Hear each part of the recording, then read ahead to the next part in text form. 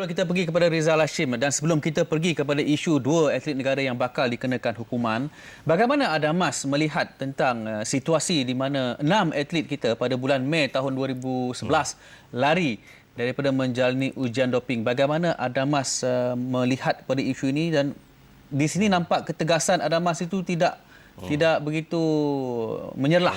Bagaimana? Mungkin Tan Sri ataupun doktor boleh jelaskan isu ini.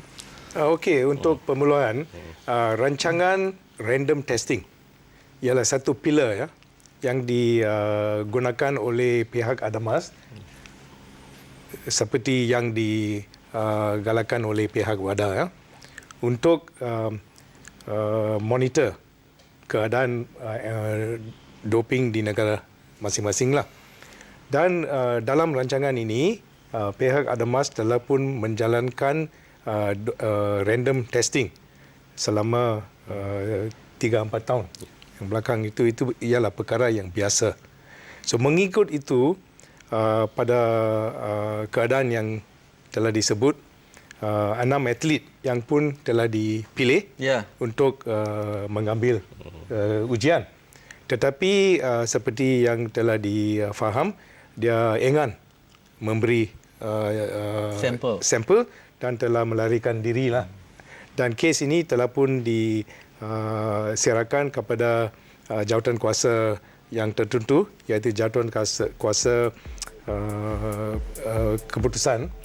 Dan jawatan kuasa ini telah meneliti keadaan kes ini dan telah mengambil sure bahawa kes ini telah menjadi sebagai satu anti-doping rule violation mengikut WADA Code. Dan perkara ini telah pun dimajukan kepada pihak yang tertentu atas atlet ini, iaitu pihak MAU. Dan perkara itu di follow up oleh pihak Dato' Ramlan. Sebenarnya kalau dari segi you cakap tadi, komen you pasal ketegasan, ini kita kata kita tegas, tetapi ia memerlukan suatu proses yang sebenarnya memerlukan masa. Walaupun kita tegas, tapi kita harus adil dan saksama juga. Bukan maknanya kalau kita membuat sesuatu proses itu seolah-olah kita nak menunduh, sebab pada masa itu harus berlaku beberapa langkah. Pertamanya, apabila kita menyampaikan kepada pihak persatuan sukan di mana terletaknya tangguk dia punya tampuk tanggungjawab tu, dia seharusnya tahu akan bahawa mereka harus menjalankan beberapa langkah itu menyiasat. Kemudian bila dah siasat sesuatu kes itu, kemudian dijatuhkan hukuman. Jadi apabila perkara ini tidak berlaku mengikut turutan prosedur ataupun proses, ataupun dia salah sama sekali, jadi kita harus memberitahu pada pihak persatuan bahawa ini tidak mengikut kod anti-doping sedunia, itu yang dilupakan oleh WADA. Jadi ini di mana kita berada sekarang ni. Kita dah beritahu pada dia ini tidak mengikut World Anti-Doping Code. Kemudian kita sudah bagi dia sesuatu jangka masa yang sesuai.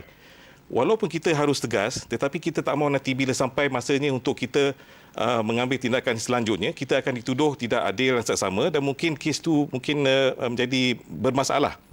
Jadi selepas kita memberi penelitian dan pengamatan seperti ini, jadi pada masa sekarang ni sudah sampai masanya untuk kita laporkan pihak Persatuan Sukan Antarabangsa, itu IAAF.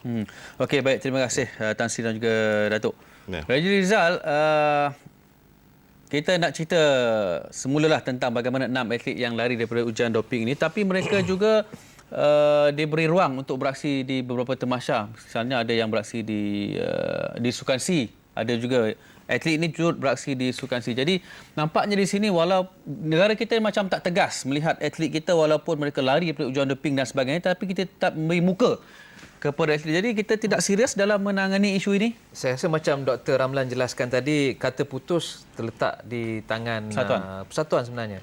Jadi kalau persatuan pun acuh tak acuh, ataupun mungkin ada setengah pihak dalam persatuan sendiri yang mengatur semuanya, yang membuat satu komplot. Jadi sebab itu terbuka kepada debate bagi saya. Sebab itu KOM Sekarang ni KOM dah gugur amatur. Okey. Mereka harus bertanggungjawab. Mereka yang kena ambil tindakan. Dan sekarang ni kalau macam Dr. Ramlan sebut tadi, IAF. Apa yang IAF ambil? Mereka boleh ambil tindakan terhadap KOM. Sekarang ni kita pun tertunggu-tunggulah. Dah 5 bulan dah, Dok. Kan? Sebenarnya, Tasri, tindakan yang diambil dari Persatuan Sukan Antarabangsa dan atau WADA sendiri. Sebab kalau ada apa-apa hukuman yang dijatuhkan tidak selaras dengan kehendak World Anti-Doping Code, maka mereka sendiri akan menurunkan hukuman. Kalau patutnya hukuman 2 tahun dan hukuman tu tidak selaras dan dia bagi 6 bulan ke 3 bulan boleh ikut tak suskati proses ni, Dok? Maknanya Adamas terus membuat laporan, mengemukakan laporan kepada WADA ataupun kepada Bandar Dunia. Sudah sampai masanya sebab kita dah bagi, we are allowing for SEA Games. Grace period tu berapa lama? Ya? Berapa lama grace period tu? Well, itu ikut situasi lah. Okey. Tapi sudah sampai masanya untuk perkara ini dilaporkan kepada pihak Persatuan Sukan Antarabangsa dan WADA. Pertamanya, sesiapa pun tidak boleh salahkan pihak Adamas bahawa perkara ini mereka tidak diberi ruang dan peluang untuk menangani masalah ini dengan baik. Itu saja. Kalau kes terbaru ni? Kes terbaru ini itu masih dalam siasatan dan biarlah kita tunggu hasil siasatan itu. Okey. Sebagai keterangan untuk pertandingan antarabangsa seperti SEA Games, dalam tempoh kesukanan itu, pihak yang berkuasa untuk menjalani ujian-ujian dan mengambil keputusan ialah pihak dalam kes ini ialah Southeast Asia Games Federation. Dialah pihak yang berkuasa.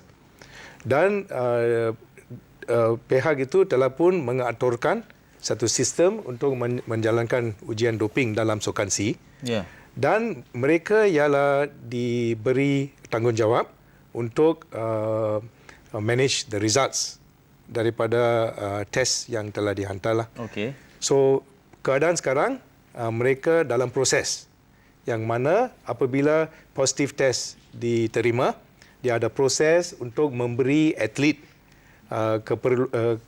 peluang untuk memilih ataupun memilih penerimaan keputusan ataupun memilih untuk menjalankan ujian reserve sampel ataupun B sampel. So, keadaan sekarang mengenai kes-kes berhubung dengan SEA Games adalah setakat itu. Dan sekarang kita menunggu proses yang boleh diselesaikan dan lepas itulah kita boleh memberi komen. Okey, baiklah, sebenarnya banyak lagi kita nak bincangkan. Kita selepas ini akan menjurus kepada kes yang terbaru yang melibatkan 2 atlet negara yang dikatakan gagal melepasi ujian doping apabila sampel A mereka dikatakan positif dadah jenis steroid. Kita beras ketiga dan kita jumpa selepas ini.